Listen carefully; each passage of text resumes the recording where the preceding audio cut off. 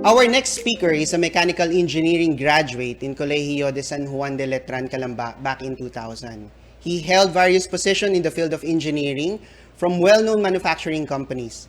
He is currently the Senior Labor and Employment Officer who handled several programs and development of the labor standards.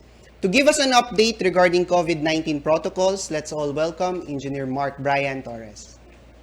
Okay, good afternoon, everyone from the Pollution Control Association of the Philippines, or PCAP.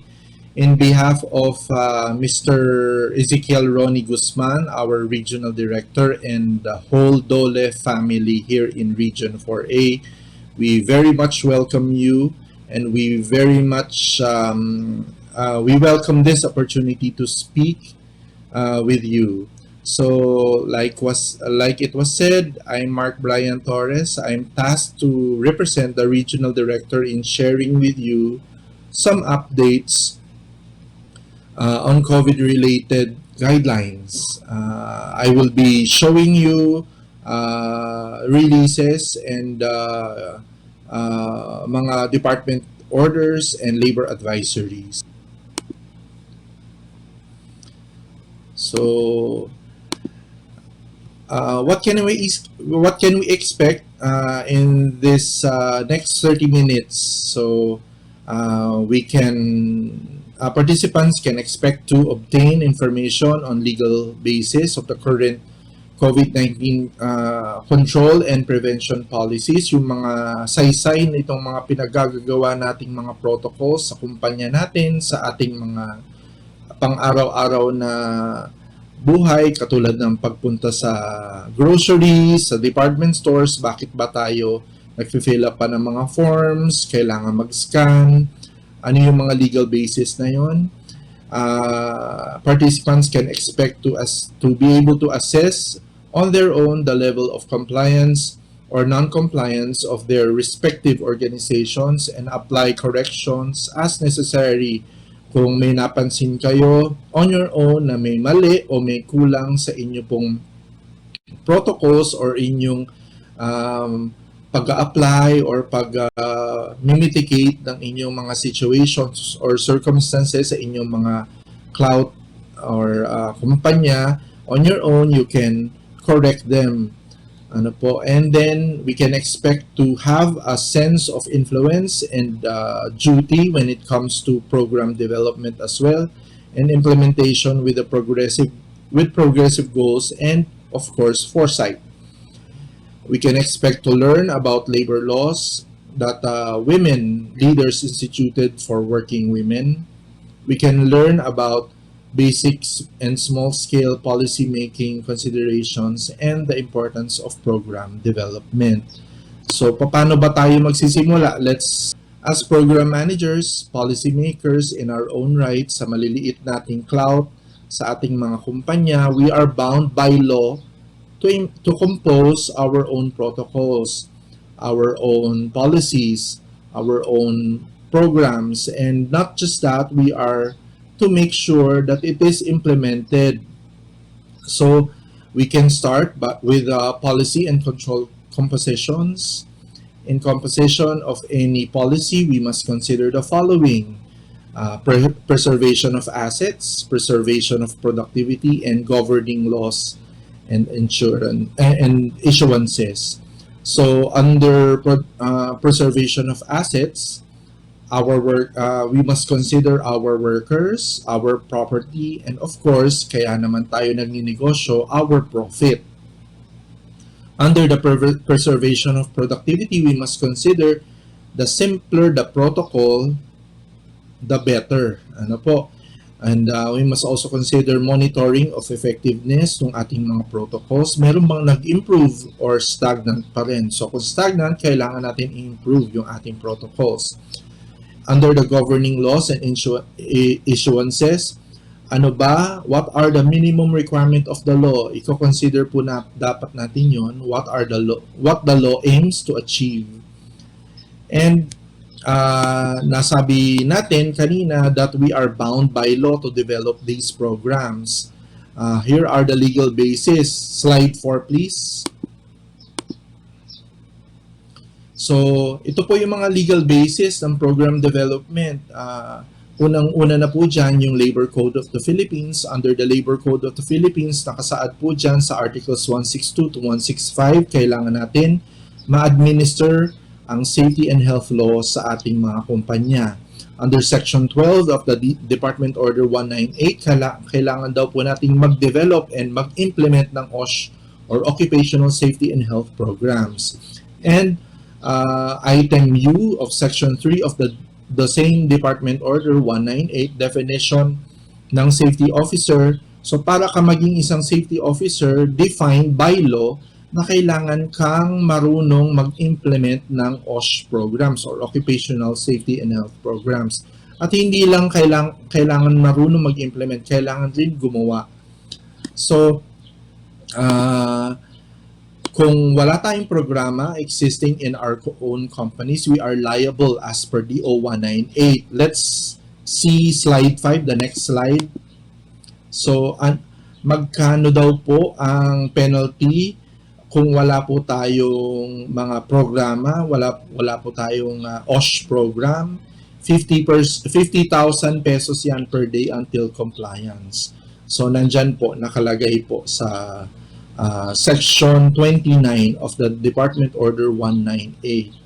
Okay, let's proceed to discuss the first comprehensive insurance. Slide 6, please. So, sa slide 6, makikita po natin yung Department DOLE DTI Joint Memorandum Circular 20-04-A at saka yung Advisory 20-01. Itong DOLE DTI Joint Memorandum Circular na to is a collaborative issuance with Department of Trade and Industry. Dito nagsimula lahat ng ating mga ginagawa patungkol sa protocols. Ano po?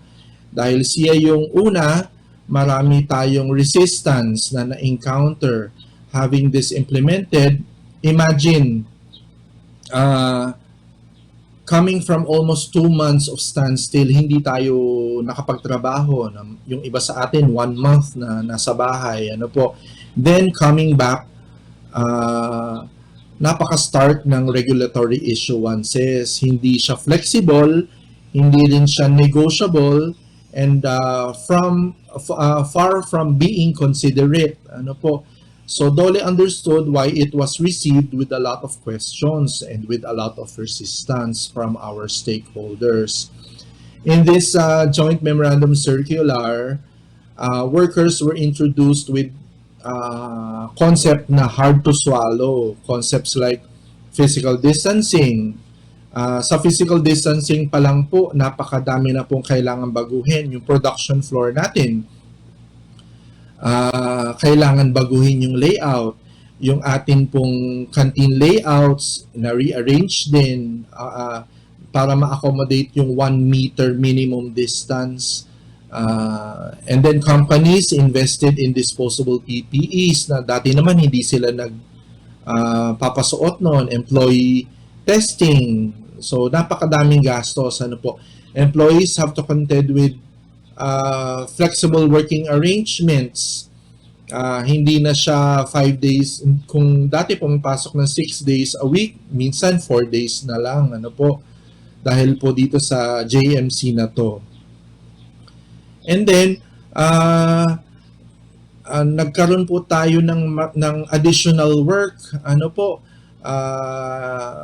Kailangan na nating mag-disinfect every 20 minutes, depending po sa protocols na dinevelop ng inyong mga safety officers.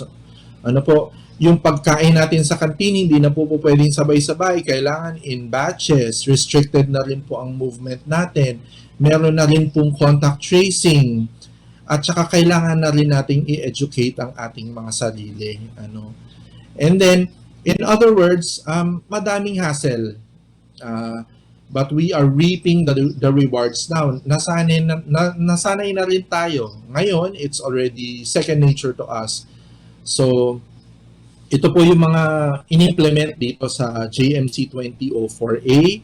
yung physical distancing, the use of mask and other PPEs, contact tracing, periodic testing, disease information and education, ventilation, safety protocols, at saka disinfection. So, yun po, napakadami po, napaka-comprehensive niyang DOLE DTI JMC 2004 at saka yung Labor Advisory 2001. So, as studies on COVID become more comprehensive, it was established that it was airborne to respond okay, mamaya na po yun. And to encourage companies to adapt, and the JMC advisory the safety seal was formed. So let's proceed with slide 7. The safety seal is a voluntary incentivization program to validate compliance with the JMC and the advisory. The incentives are simple. Hindi mai-inspect ang isang establishment for a year after the issuance of the safety seal. Unless, syempre, may nag-complain or meron, yung company mismo yung nag-request ng inspection for renewal siguro ng kanilang mga permit to operates and everything else.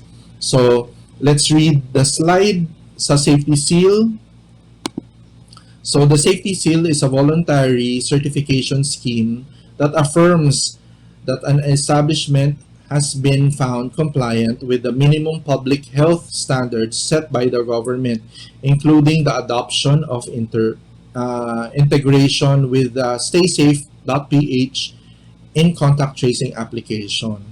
The safety seal shall be valid for 6 months from the date of issuance, except for those issued to tourism enterprises na may 1 year na validity.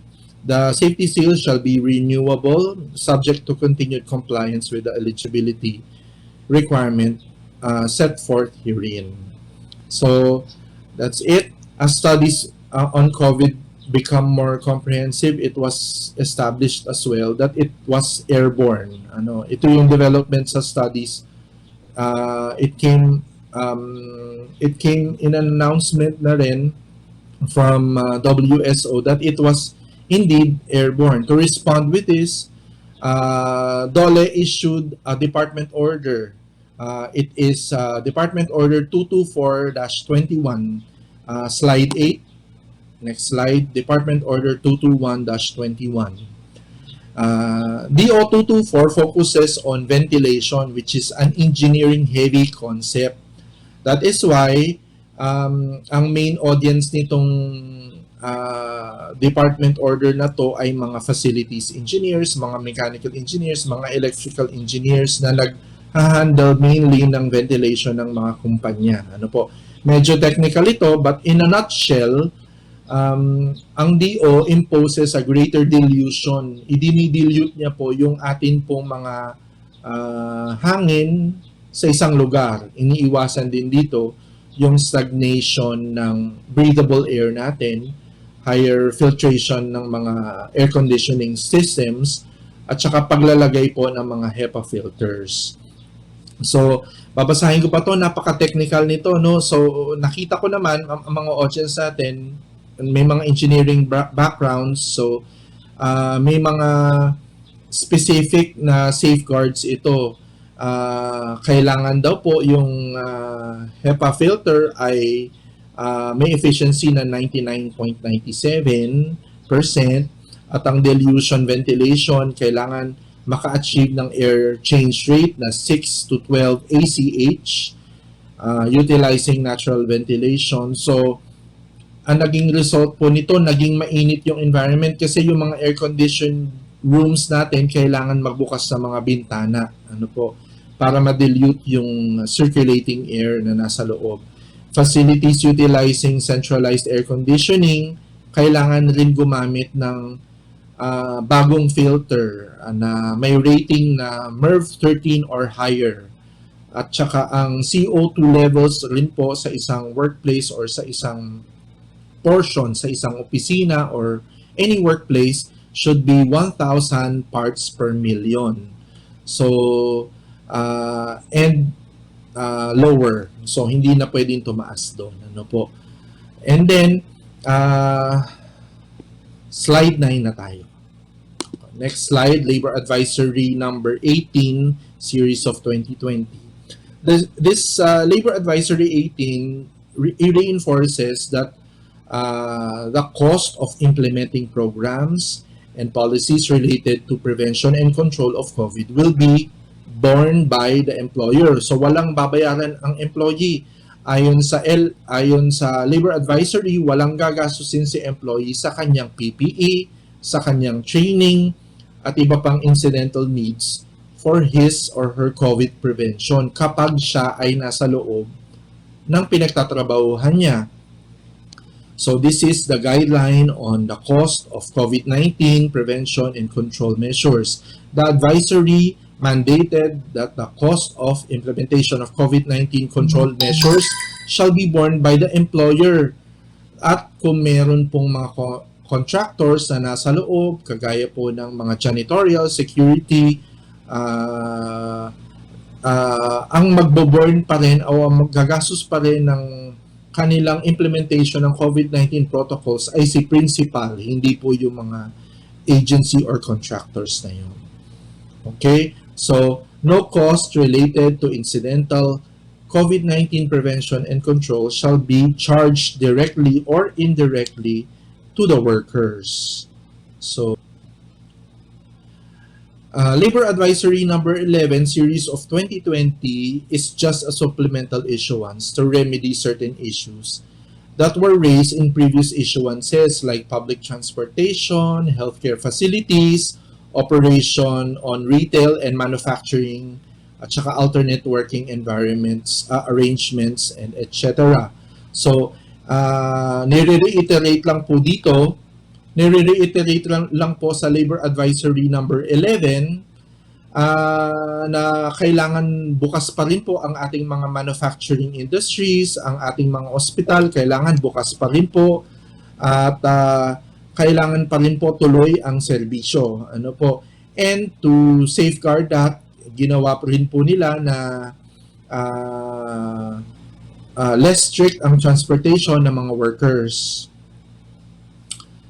So, ayun po, healthcare facilities shall fully be operational and their employees shall have full and travel liberty for purposes of work. Self-employed workers and deliveries services are allowed to travel provided they can present proof of business or economic activity. So then, IATF released a very controversial resolution late last year. Controversial kasi we received many complaints regarding it. So it is IATF resolution number 148B. Naging controversial siya kasi naging mas stringent ang enforcement ng vaccination. Basahin na lang natin. All establishments and employers in the public and private sector shall require their eligible employees who are tasked to do on-site work to be vaccinated against COVID-19. Employees who remain to be unvaccinated may not be terminated solely by the reason thereof. However, unvaccinated employees shall be required to undergo RT-PCR tests regularly at their own expense for purposes of on-site work. So, si employee na po ang gagastos ng kanyang pagpapa-RT-PCR kung ayaw niya pa rin pong magpa-vaccine. So, of course, this resolution from IATF came with a lot of complaints. Halos araw-araw nakakatanggap kami ng mga complaints kasi specifically sa previous releases ng DOLE, sinisafeguard ng DOLE yung kanilang employment. Bakit daw ngayon hindi na sila makakapasok, hindi lang sila nakapag-vaccine. Ganun po. So, to tell you the truth, opinion ko lang po ito, they failed to coordinate. DOLE was always clear in their previous releases that in the JMC at saka mga ibang releases that no vaccine, no work policy is prohibited. Clear na clear po yan. Ano po. Nga lang, kailangan natin sumunod sa IATF Resolution 148B, kaya kailangan na rin po natin itong i-implement. So, kung may empleyado po tayo na ayaw magpabakuna, okay lang rin po yun. Hindi natin siya pipigilang pumasok. Pero bago siya makapasok, kailangan po meron po siyang RT-PCR test that she or he paid for sa kanyang on her na siya ang nagbayad. Ano po. And with all of these stress and pressures can get to us. Let's see slide 12, mental health law, or the implementation, the IRR of RA 11036 and the Department Order 208-20. That's why the DOLE released Department Order 208.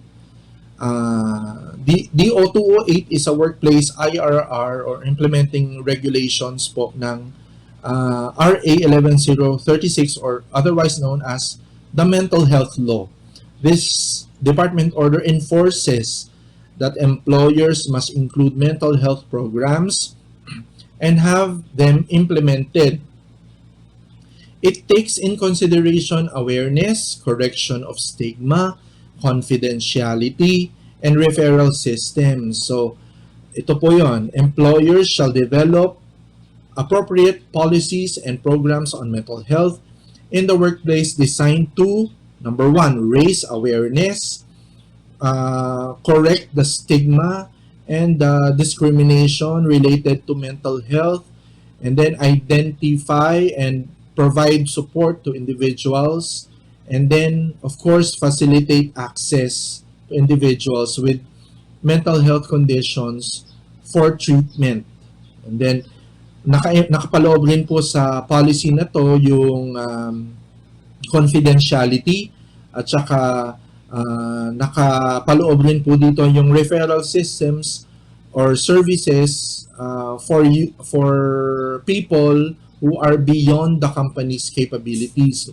For example, ang issue po ng empleyado ay rape or depression or clinical depression. Ano po?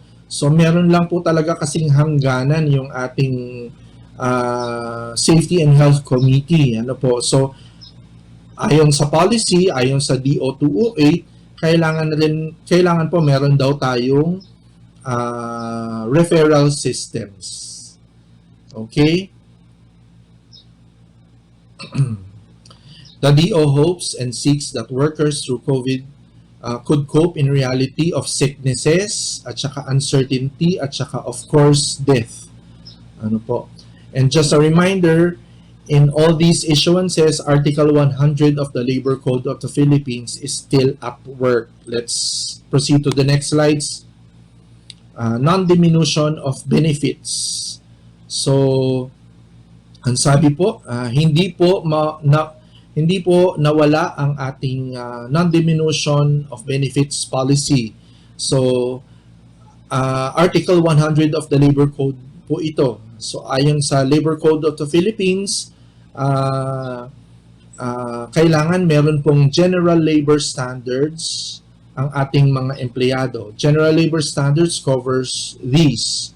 Ito po, minimum wage, holiday pay, premium pay, overtime pay, night shift differential, service incentive leaves, expanded maternity leaves, paternity leaves, parental leaves for solo parents, leave for victims of VAUC, or violence against women and their children, special leave for women or Magna Carta for women, 13th month pay, at saka retirement pay. Ito pong mga naka-yellow sa slide 13 ay standards that specifically benefits female workers. These laws are authored by equally empowered women lawmakers lobbied by NGOs seeking more benefits for female workers. Specifically, Risa Hontiveros, Bella Flor, Angara Castillo, and Jambi Madrigal, along with the late great Miriam Defensor Santiago, are the principal authors of the maternity leave, the expanded maternity leave, VAUSI leave, and the Magna Carta for Women, respectively.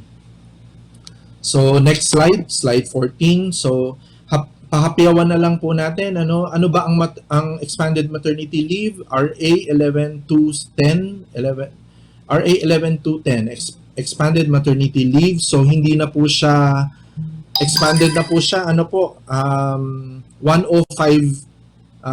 days na po siya instead of the usual isang buwan lang, and then 60 days for miscarriage, and then extendable na po ito to 30 days without pay, hindi kagaya po ng dating maternity leave. May grant of leave na rin po for every pregnancy only, kasi yung dati pong maternity leave ay hanggang third child lang po.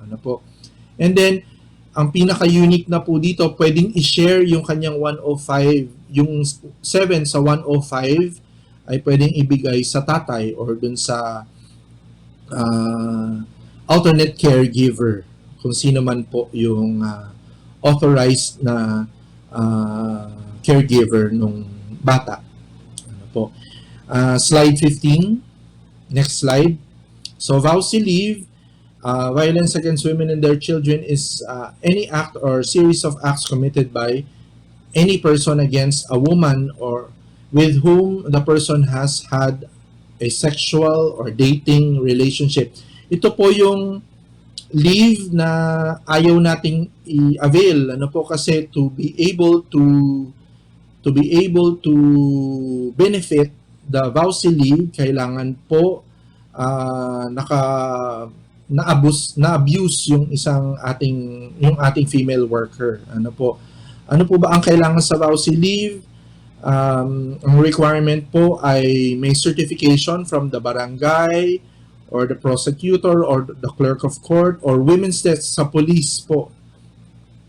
As any case maybe that an action is pending. Ibig sabihin na i-report po sa police na nabugbog si female worker or na-rape si female worker. Ang benefit naman na to is 10 days. Extendable rin po ito when necessary. And then, ang availment po nito, option po ni female worker kung i-avail niya. And then, next slide, 17. Okay. And especially for women is otherwise known as the Magna Carta for Women. Napaka-unique po ng Magna Carta for Women kasi ito po ay especially for women who have gynecological diseases that merit an operation. So kung may gynecological disease, illness ang isang babae at sinabi po ng kanilang doktor na hindi kailangang operahin, hindi po sila eligible for Magna Carta for Women. Ang prerequisite lang po nito ay kailangan po may continuous or aggregate employment of service of at least 6 months na si female worker, at saka with full, ito po ay 2 months, yung availment po niya 2 months with full pay on her gross compensation following surgery caused by the gynecological disorder. So, next slide, slide 18. Yan po yung mga definitions ng gynecological disorder. Ang definition po ng gynecological surgery. And then, 2 months po ang leave. Paid leave.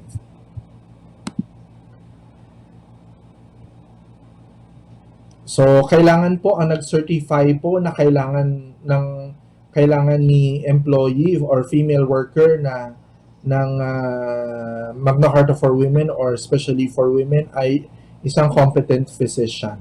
So kailangan si competent sa hindi pwedeng si female worker ang magsabi na kailangan ko po ng 2 months na leave, pero dapat po yung doctor po sa kanyang certification nakalagay na po yung recuperating time or recuperating number of days sa kanyang operation, after the operation.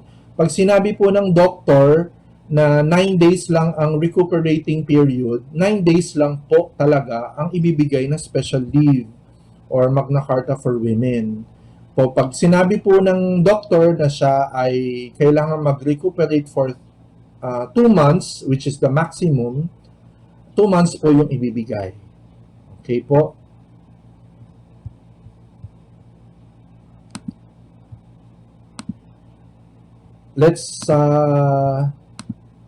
Let's jump to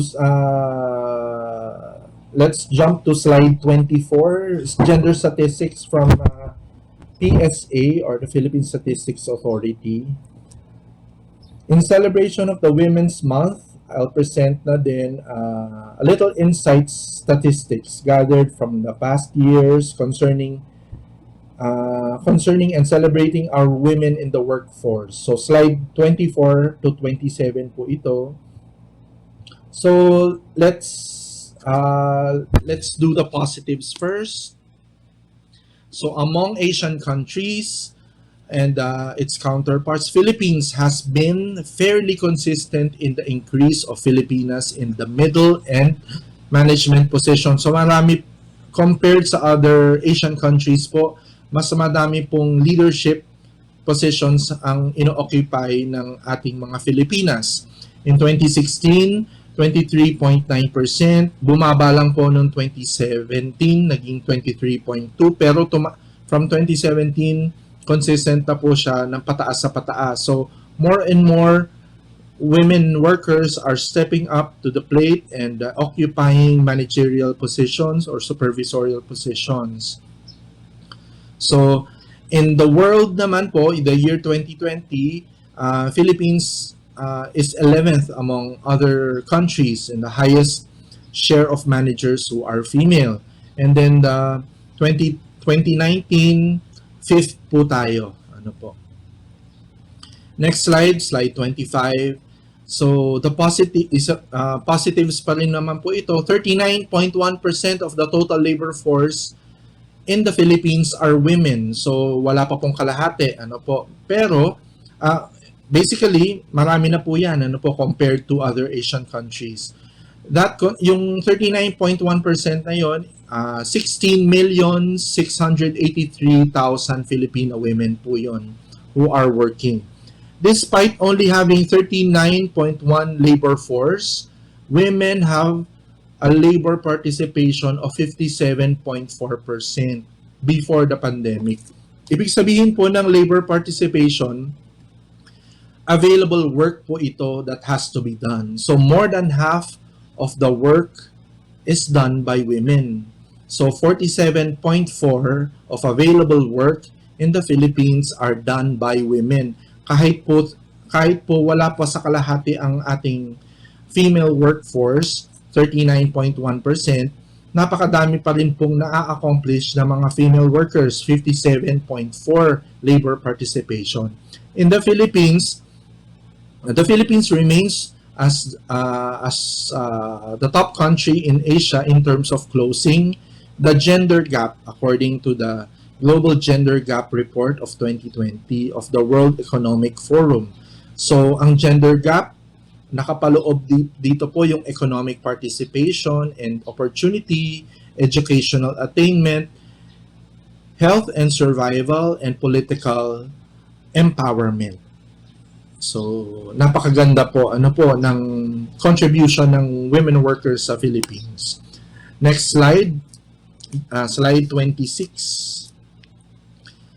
So, this is gender statistics or data from JP Morgan Research 2021. The challenges. Ito naman po yung hindi masyadong positive.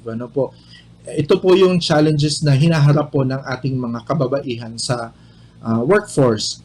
The female labor force participation declined from 57.4 in 2019 to 54% na lang po as of December 2021. Female employment declined as well. Dati 16,683,000, ngayon po 15,924,000 as per January 2021. In a span of a year, marami pong nawalan ng trabaho, including po 758,000 Filipina women. So, lost their jobs because of the pandemic, mainly. COVID-19 burdened more women than men.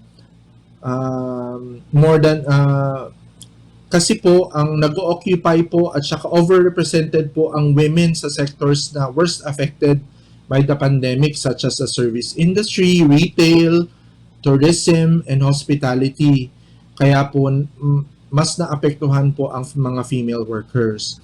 Ang sabi po ng Asian Development Bank, although many female workers re-entered the labor market in the second half of 2020, labor reallocation patterns pointed to an added worker effect or distress employment, whereby additional female family workers join the labor force to compensate for their loss of income. So yan po yung ating mga challenges for female workers na kailangan po nating ma-overcome. Next slide. Ang sabi po ni inspirational na po ito, message ni Dr. Martin Luther King. We must accept the finite disappointments but never lose infinite hope. Although may challenges po tayo, marami po tayong mga heartaches, marami po mga blockages, we must accept the finite disappointments. I-accept po natin yung katotohanan kasi pag naging in denial po natin yun, hindi natin ma-resolve at mako-conquer yun. But never, ever lose hope. Kasi yung hope po ay infinite. Ang sabi po ni Dr. Martin Luther King. So, that ends my slides. Thank you very, very much po once again in behalf po of Sir Ezekiel Ronnie Guzman, our Regional Director, and the whole Dole family of Region 4A. Thank you very, very much po. Salamat po. Thank you so much, Engineer Mark Brian Torres, for that update regarding COVID-19 protocol and very good statistics that show women are basically leading the workforce right now in terms of statistics, particularly dito sa Pilipinas. Sir Mark, there are questions that we actually pulled out in one of the comment sections, and I hope you would give clarity on this question. Ano pong ginagawa nyo, sorry Sir Mark, ano pong ginagawa nyo sa mga company na hindi nakaregister sa DOLE at walang safety seal? Sir Mark? Ang safety seal, first and foremost, is a voluntary thing. Hindi po kailangan may safety seal, pero hindi po wala pong punishment kung wala kang safety seal. It's a voluntary incentivization program. Ang incentive lang po noon ay hindi ka mai-inspect for a certain amount of period. Ibig sabihin, inspect yung mga surprise visits ng DOLE na ini-interview po yung ating mga workers regarding GLS or General Labor Standards, yung kanilang coverage ng minimum wage and all of those things. So, ma-exempt ka doon sa mga surprise visits na yon kung meron kang safety seal. Pero that's just for 1 year. On the other hand, kung wala ka pong DOLE registration, Rule 1020, meron pong punishment yon, which is 20,000 pesos. That can be referenced sa DO 198, sa section 29 po ng DO 198. Okay. Thank you so much, Engineer Mark. So I hope for the person that asked the questions, na nasagot ni Engineer Mark yung katanungan natin. Another question, Engineer Mark, is are there any updates for COVID-19 protocol on working pregnant women? For pregnant women who works dati pa nung ages ago, nung GCQ and ECQ days or months pa, hindi naman nabago yung atin pong mga policies regarding pregnant women who works. Kailangan lang po meron pong certificate galing sa kanilang mga OB or sa kanilang mga doktor na siya ay fit to work para po makapag-work. So long as meron pong medical certificate, pwede po natin silang pahintulutan na magtrabaho. Ano po? And mas maganda po, ito po, akin na lang po ito, no? Mas maganda po kung si company doctor yung mag-certify noon. Hindi po yung kanilang mga private doctors or OB. Mas maganda po si company doctor po ang mag-certify. Kasi si company doctor po, alam po yung processes sa loob ng kumpanya. Alam po niya, nung company doctor, yung mga, basically, yung mga processes na gagawin po ni pregnant worker. Ano po? So, siya ang makakapag-assess kung kaya ba ni pregnant worker na gampanan yung kanyang work while pregnant or hindi. So ganun pa rin po. Thank you so much, Engineer Mark. Last question. Women of today are becoming more and more engaged in leadership and in business. What advice will you tell them? Be more courageous. Ano po? I have majority of my friends are strong women. Ano po? And then my family personally are leaders. Ano po? Kaya I never actually have a connotation that women can do less. Ano po? Nung na-expose na lang po ako sa society, nakita ko na women are repressed because of societal pressures. Ano, be more courageous. Engage